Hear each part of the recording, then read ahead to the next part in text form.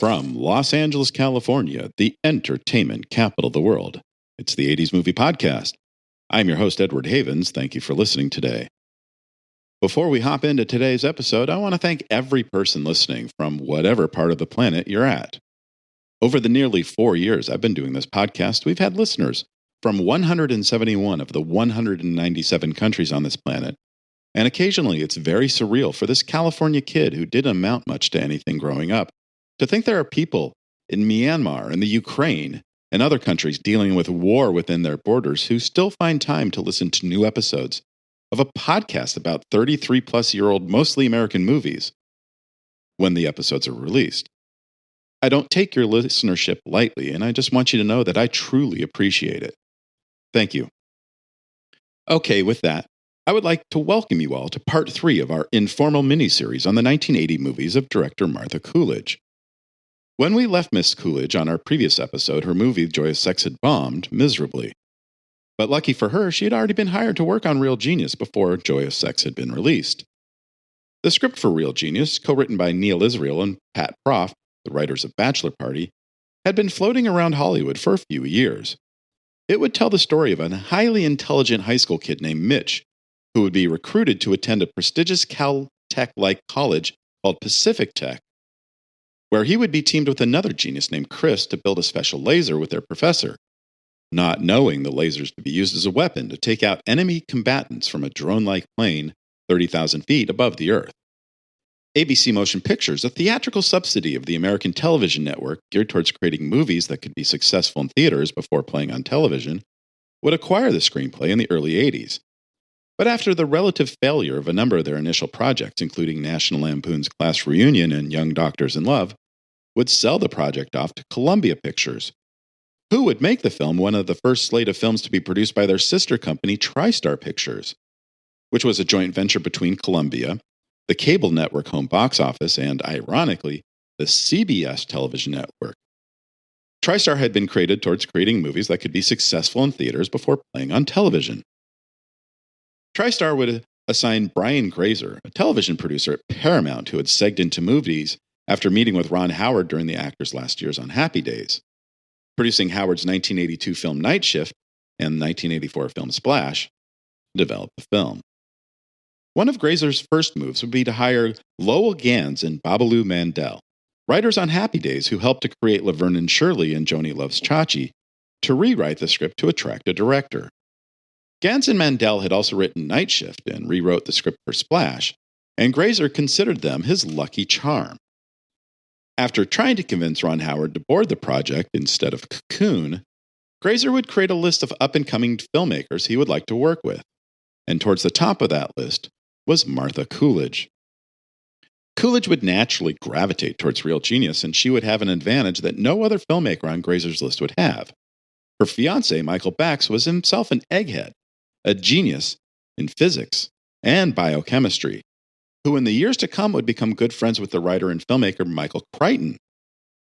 And Bax would work as a graphic supervisor on the movie version of Crichton's book Jurassic Park. He would be a co-writer on the screenplay based on Crichton's book Rising Sun, and he would be an associate producer on the movie version of Crichton's book Congo. Once Coolidge was signed on to direct Real Genius in the spring of 1984, she and Bax would work with former SCTV writer and performer P.J. Tarokbe, as they would spend time talking to dozens of science students at Caltech and USC, researching laser technology and the policies of the CIA. They would shape the project to something closer to what Grazer said he loved about the possibility of genius. To me, Grazer would tell an interviewer around the time of the film's release, a genius is someone who can do something magical, like solve a complex problem in his head while I'm still trying to figure out the question. He would continue, I don't pretend to understand it, but the results are everywhere around us. We work, travel, amuse ourselves, and enhance the quality of life through technology, all of which traces back to what was once an abstract idea in the mind of some genius. When their revised screenplay got the green light from the studio with an $8 million budget, Grazer and Coolidge got to the task of casting the film. While the young genius Mitch was ostensibly the lead character in the film, his roommate Chris would need a star to balance out the relative obscurity of his co-star. A number of young actors in Hollywood would be seen But their choice would be 25-year-old Val Kilmer, whose first movie, Top Secret, had not yet opened in theaters, but had hot buzz going for it as the follow-up for the airplane writing-directing team of Zucker, Abrams, and Zucker. 14-year-old Gabe Jarrett, whose only previous film work had been in a minor role in the opening scene of the 1981 Tony Danza, Danny DeVito movie Going Ape, would land the coveted role of Mitch, while supporting roles would go to Coolidge's former co-stars Michelle Mayrink, Deborah Foreman, and Robert Prescott, as well as William Atherton, who at the time was on movie screens as Walter Peck, the main human antagonist to the Ghostbusters, as Chris and Mitch's duplicitous professor Jerry Hathaway, and Patty D'Arbanville, who made a splash on screens in 1981 as Chevy Chase's long-suffering girlfriend in Modern Problems. Shooting would begin on Real Genius in Southern California on November 12, 1984. Most of the film would be shot on sets built at the Hollywood Center Studios, just a few blocks west of the Paramount Studios lot, while several major set pieces, including the memorable finale involving Professor Hathaway's house, a space laser, and 190,000 pounds of popcorn, were shot in the then quiet suburban area of Sand Canyon, a few miles east of Magic Mountain, a popular theme park and filming area about 45 minutes north of the Hollywood Center Studios. Outdoor scenes standing in for the Pacific Tech campus would be filmed at Occidental College in Eagle Rock and Pomona College in Claremont, while some scenes were filmed at General Atomics outside San Diego, standing in for an Air Force base in the film's climax. Shooting on the film would finish after the first of the year, giving Coolidge and her editor Richard Chew about 7 months to get the film in shape for a planned August 7, 1985 release. Going into the summer 1985 movie season, Real Genius was positioned to be one of the hit films of the summer.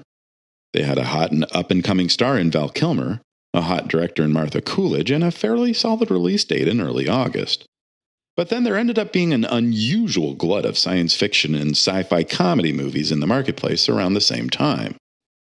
In March, Disney released the dinosaur-themed Baby, Secret of the Lost Legend, which was not a good film and bombed pretty bad. In June, there was the artificial intelligence film Daryl, which was not a good film and bombed pretty bad. In July, there was Back to the Future, which was a very good film and became one of the biggest successes of the year. And there was Explorers, Joe Dante's follow-up to Gremlins, which featured Ethan Hawke and River Phoenix as teenage boys who build their own spacecraft to explore outer space. And although it was one of the best movies released in the summer of 1985, it too bombed pretty bad. But then in a 7-day period in early August, we had Weird Science, which was not very good and not very successful, Real Genius, and My Science Project, another Disney movie about a glowing orb thing from outer space that causes a lot of problems for a lazy high school student looking for something to use for his science class final, which was one of the worst movies of the year and bombed worse than any of the other movies mentioned. Weird Science, John Hughes' follow-up to the Surprise hit Breakfast Club, which had been released only 6 months earlier, would open on August 1st and come in fourth place with $4.9 million from 1,158 theaters. In its second weekend of release, Weird Science would lose 40% of its opening weekend audience, coming in fifth with $2.97 million. But that would still be better than Real Genius, which opened on Wednesday, August 5th, and would come in sixth in its opening weekend with $2.56 million worth of tickets sold from 990 locations. My Science Project, opening on August 7th, could only manage to open at 13th place with $1.5 million from 1,003 theaters. That would be worse than a reissue of E.T. in its fourth weekend of release. In its second weekend, Real Genius would only drop 14% of its opening weekend audience, coming in with $2.2 million in tickets sold from 956 locations.